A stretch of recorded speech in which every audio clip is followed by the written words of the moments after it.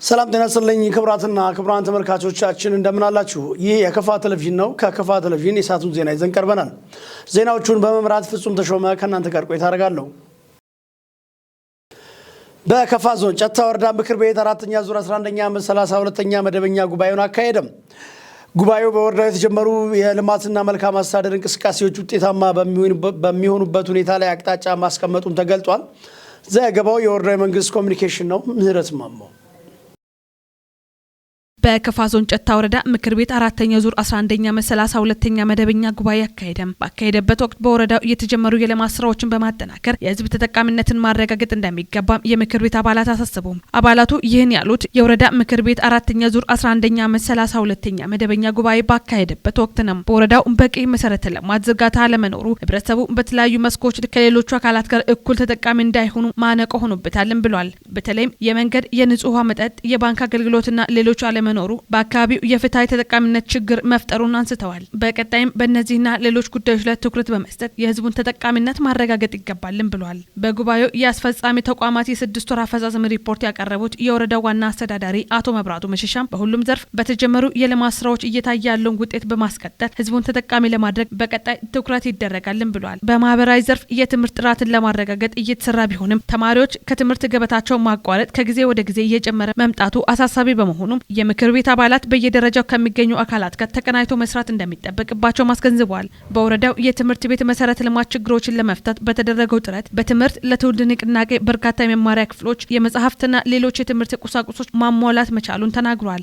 ለግብርናው ዘርፍ በተሰጠው ትኩረትም ምርትና ምርታማነትን ማሳደግ ከጊዜ ወደ ጊዜ የተሻለ ለውጥ እያሳየ መጥቷልም ብሏል። የመንገድ መሰረተ ልማት ችግሮችን ለመፍታት በወረዳው ህብረተሰብን በማሳተፍ አዳዲስ የመንገድ ከፈተና ጥገና ስራዎች እየሰሩ መሆናቸውንም ገልጿል። የምክር ቤት ምክትል አፈ ጉባኤ አቶ አቡያ ሰፋ በበኩላቸው በወረዳ በሁሉም ዘርፎች ዘላቂ እድገት ለማረጋገጥ በቅንጅት መስራት ይገባልን ብሏል። በቀጣይም በግብርና ዘርፍ ምርትና ምርታማነትን ለማረጋገጥ አርሶ አደሩ ከቴክኖሎጂ አጠቃቀም ጋር ተያይዞ የሚስተዋልበትን የግንዛቤ ክፍተት መቅረፍ እንዲችል የምክር ቤት አባላት ሞዴል መሆን እንደሚጠበቅባቸውም ተናግሯል። የወረዳው ምክር ቤት ባደረገው አራተኛ ዙር 11ኛ ዓመት 32ኛ መደበኛ ጉባኤም ከምክር ቤት አባላት ለተነሱ ጥያቄዎች በምክር ቤቱ ምክትል አፈ ጉባኤና በወረዳው ዋና አስተዳዳሪ ምላሽና ማብራሪያ ተሰጥቶበታል። የደቡብ ምዕራብ ኢትዮጵያ ህዝቦች ክልል ምክር ቤት የተለያዩ ሹመቶችን በማጽደቅ ተጠናቋል። ምክር ቤቱ በክልሉ ርዕሰ መስተዳድር ዶክተር ኢንጂነር ነጋሽ ዋጌሾ አቅራቢነት አንደኛ አቶ ፍቅሬ አማን የክልሉ የመንግስት ዋና ተጠሪ፣ ሁለተኛ አቶ ነጋ በራ የክልሉ መንግስት ረዳት ተጠሪ፣ አቶ መንግስቱ መኩሪያ የደቡብ ምዕራብ ሚዲያ ኔትወርክ ስራ አስኪያጅ ሆነው እንዲያገለግሉ የቀረበለትን ሹመት በሙሉ ድምፅ አጽድቋል። እድሜው ብዙ 40 ነው። የትውልድ አካባቢ ዳውሮ ነው። የትምህርት ደረጃ ሁለተኛ ዲግሪ ያላቸው ቀርቤ ሲሾም የተሰጠኝ ከፍተኛ ኃላፊነት እናመሰግናለን።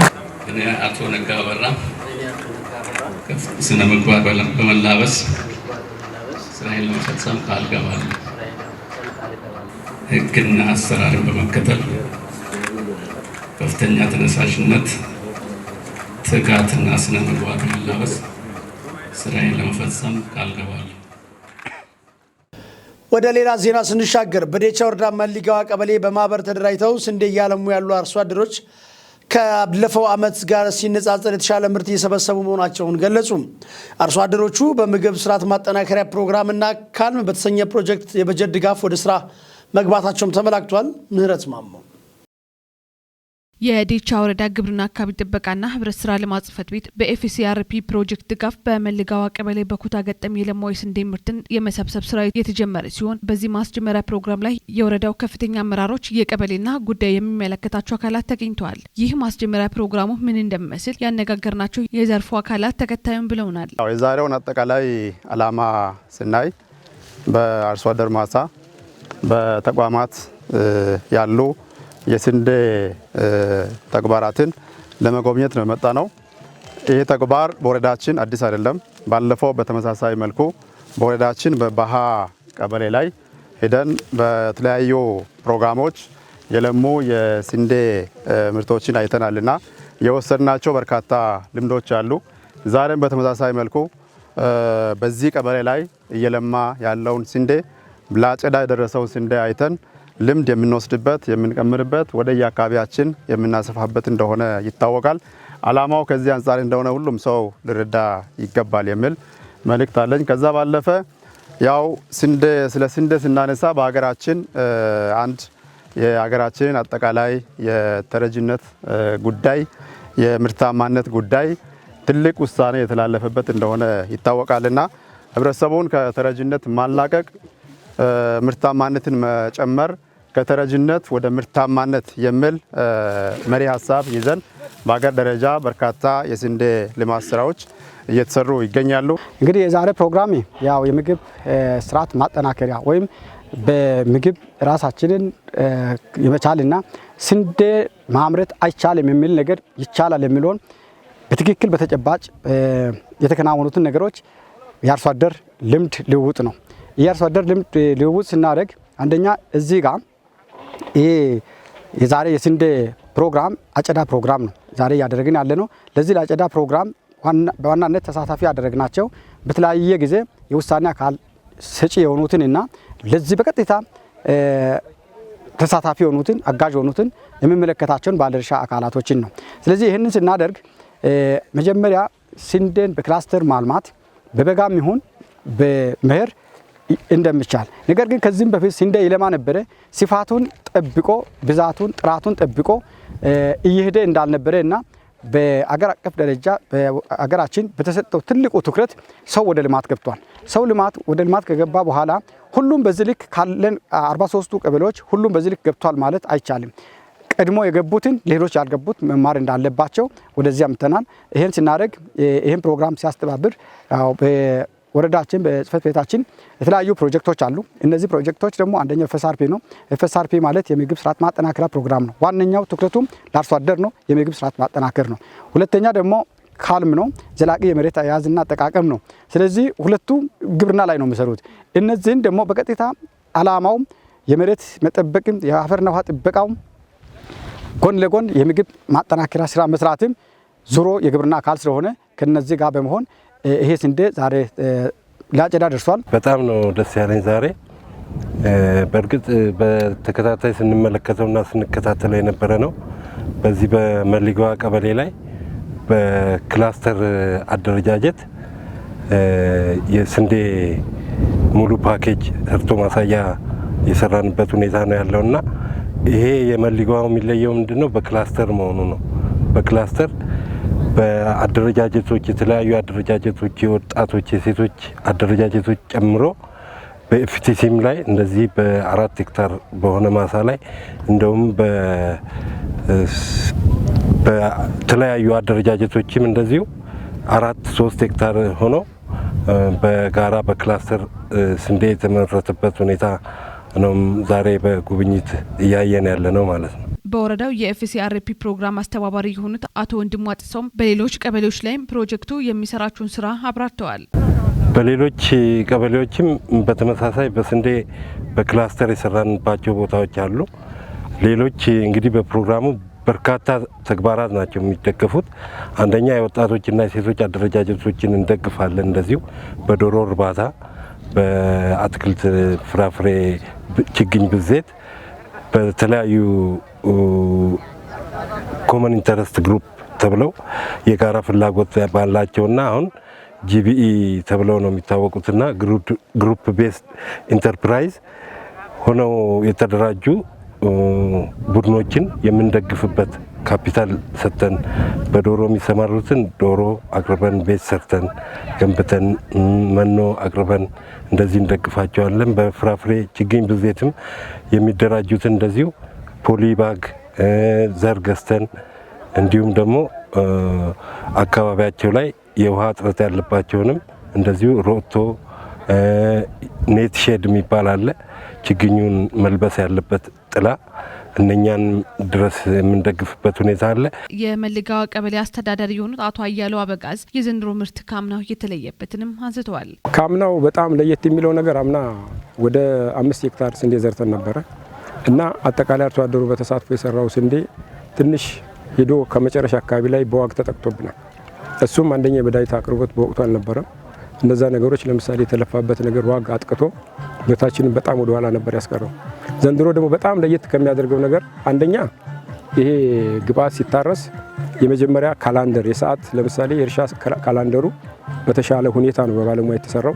ሁለተኛ ደረጃ ላይ መድኃኒት ይሄ ትልት የሚባል መድኃኒት አለ የዋግ መከላከያ እነሱ ቀድመው በእጃችን በመግባታቸው ይሄ ዋግ ለመጀመሪያ ከመከሰቱ በፊት ቅድመ ክትትል ስናደርገው ነበር ይህን ስንዴ እና በዛ ልክ ለምሳሌ አሁን ለየት ያለ ምርት እንድናገኝ ያደረገን ያን የመድኃኒትም አቅርቦት የግብአትም አቅርቦት እንደገና የእርሻ ጊዜ ሰሌዳውን በአግባቡ ስለተጠቀም የተሻለ ነገር አግኝተናል ብዬ አስባለሁ በዛ ጉዳይ ላይ። በመጨረሻም የግልና የመንግስት ተቋማት ያላቸውን ቦታዎች በመጠቀም የተለያዩ ምርቶችን ቢያለሙ ውጤታማ ይሆናሉ ያሉን ደግሞ የወረዳው ግብርና ጽሕፈት ቤት ኃላፊ ናቸው።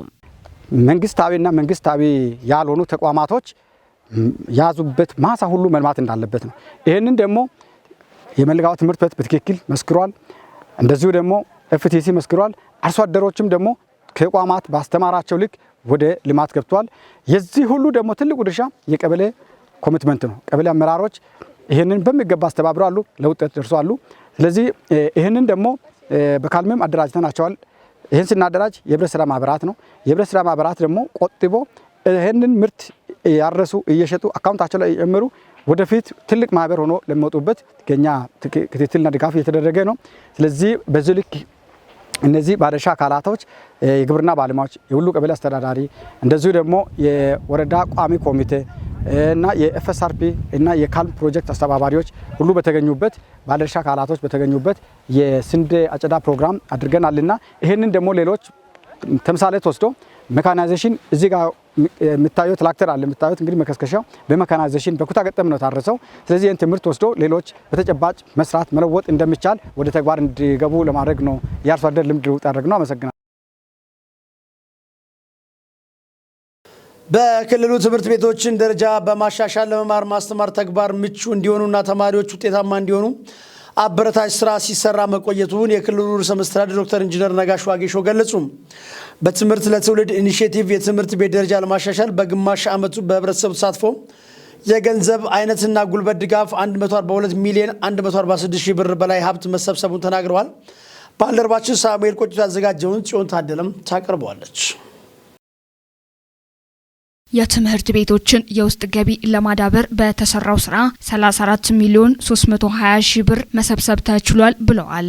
በህብረተሰቡ ተሳትፎ በተሰበሰበው ሀብት 1416 የአንደኛና ሁለተኛ ደረጃ የመማሪያ ክፍል ግንባታና ጥገና እየተካሄደ ሲሆን ሌሎች ግብአቶችን የማሟላት ስራ መሰራቱንም ዶክተር ኢንጂነር ነጋሽ ዋጌሾ ተናግረዋል። ህብረተሰቡን በማስተባበርና በመንግስት ከ221 ሚሊዮን ብር በላይ ወጪ በማድረግ 1 ሚሊዮን 23837 የአንደኛ ደረጃ የመማሪያ መጽሐፍት ህትመት ተካሂዶ ለተማሪዎች መሰራጨት ተችሏል።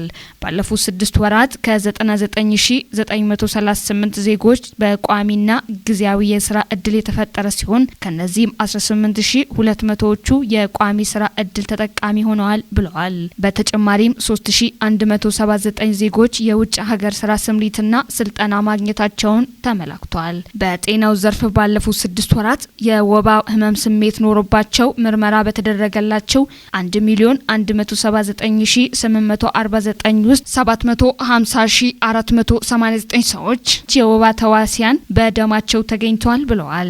ይህም ስርጭቱ ከፍተኛ መሆኑን የሚያሳይ ሲሆን ለመከላከልና ለመቆጣጠር የቤት ለቤት ኬሚካል ስርጭት የማፋሰስና የማዳፈን እንዲሁም የመድኃኒት አቅርቦት ላይ ሰፊ ስራ በመሰራቱ መሻሻል መታየቱን ምክትል ርዕሰ መስተዳድሩ በሪፖርታቸው አብራርተዋል። ግብረሰናይ ድርጅቶችን በማስተባበር ለ1138 ሰዎች የአይን ሞራ ቀዶ ሕክምና በማድረግ የአይን ብርሃናቸው መመለስ ተችሏልም ብለዋል። በእስልምና እምነት ተከታዮች ዘንድ ትልቅ ቦታ የሚሰጠው የረመዳን ጾም የካቲት 21 አሊያም በማግስቱ እንደሚጀምር ተገለጸ። ክፍሌ ዓለሙ ተጨማሪውን ይዟል። የጤና እክል የሌለባቸው የእስልምና እምነት ተከታዮች በሙሉ ይጾሙታል የሚባለው ይህ የረመዳን ወር ጾም የእስልምና እምነት ካሉት 5 ማዕዘናት መካከል አንዱ እንደሆነ አልአረቢያ የዜና ምንጭ ጠቅሷል። አማኞችን ከፈጣሪያቸው ጋር የበለጠ ያቀራርባል በሚባለው በዚህ ጾም ወቅት ሀገራት ለዜጎቻቸው የስራ ጫና እንዳይበዛባቸው የሚያደርጉበትም ነው። የእምነቱ ተከታዮች ይህ የጾም ወቅት ከመድረሱ በፊት ራሳቸውን በተለያዩ መልኮች እያዘጋጁ ሊቆዩ ይገባል የተባለ ሲሆን ለአብነትም ሰውነትን ጾም ማለማመድ አንዱ ነው። እንዲሁም ጾሙ ከመድረሱ በፊት የምግብ መጠንን ለመቀነስ መሞከር፣ አስቀድሞ የበጎ ፈቃድ ጾሞችን መጀመርና መደበኛ የመመገቢያ ሰዓት ላይ ማሻሻያ ማድረግ ያስፈልጋል ተብሏል። በተለይም እንደ ቡናና መሰል አነቃቂ መጠጦችን አብዝተው የሚጠቀሙ ሰዎች በጾሙ ወቅት ላለመቸገር አስቀድሞ ቢያቆሙ አሊያም ቢቀንሱ የተሻለ እንደሆነ ተገልጿል። እንዲሁም ሲጋራ የሚያጨሱ ሰዎች ጾሙ ከመግባቱ በፊት አስቀድመው የሚያጨሱትን ሲጋራ መጠን ቀስ በቀስ መቀነስ ሌላኛው ከጾሙ በፊት መሰራት ያለበት ቅድመ ዝግጅት ነው ተብሏል። ምግብ አርፍደው መመገብ የለመዱ ሰዎችም ቁርሳቸውን ቀደም ብለው መመገብን መለማመድ፣ የሚመገቧቸውን አማራጭ ምግቦችን መቀነስና መሰል ዝግጅቶችን አስቀድመው ማድረግ እንዳለባቸው ተጠቅሷል። ክቡራትና ክቡራን ተመልካቾቻችን ለዛሬው ከክፋ ቴሌቪዥን ያዘጋጀናቸው ዜናዎች ቀደም ሲል የተከታተላችኋቸውን ይመስሉ ነበር። ከቀሪ የክፋ ቴሌቪዥን ፕሮግራሞች ጋር ቆይታ እንድታደርጉ እየጋበዝኩ ፍጹም ተሾመ ዜናውን በመምራት ከእናንተ ጋር ቆይታ አድርጌያለሁ። ሰላም።